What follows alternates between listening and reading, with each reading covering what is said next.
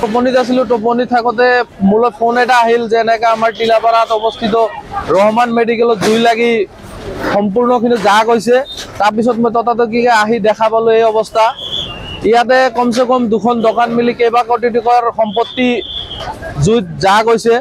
ইয়াতে আমাৰ স্থানীয় লোকে কোনেও ক'ব নোৱাৰে কেনেকে জুই লাগিছে। জুইৰ কাৰণটো এতিয়াও মই ভাবো এক সন্দেহৰ আৱৰ্তত আছে। তো ইয়া ভালকে তদন্ত কৰিলে নিশ্চয় ওলাই আহিব। কিন্তু অগ্নি নিৰ্বাহক বাহিনীয়ে চেষ্টা কৰি আছে জুই নমাবলৈ, এতিয়ালৈকে সক্ষম হোৱা নাই। ইয়াতে কিজান আৰু অগ্নি নিৰ্বাহক বাহিনীৰ দৰকাৰ হ'ব, এয়া আমাৰ প্ৰয়োজন বুলি আমি ভাবো। কাৰণ ২-৩ ঘণ্টা হৈ গ'ল এতিয়ালৈকে জুই নমাব পৰা নাই। এতিয়া জুই দকে জ্বলি আছে, আপোনালোকে দেখা পাইছে। গতিকে মই প্ৰশাসনক অনুৰোধ জনাইছো যিমান জলদি পাৰে আমাৰ ইয়ালৈ অগ্নি নিৰ্বাহক বাহিনী পঠিয়াওক আৰু সোনকালে এই জুই ভস্মীভূত কৰক, নহ'লে আৰু যিখিনি আমাৰ জুইত বিনষ্ট হৈছে আৰু যাতে নহয়। ওচৰে পাছৰে যিহেতু ঘন জনবসতি অঞ্চল, ইয়াতে চবৰে ব্যৱসায় বাণিজ্য চলি আছে।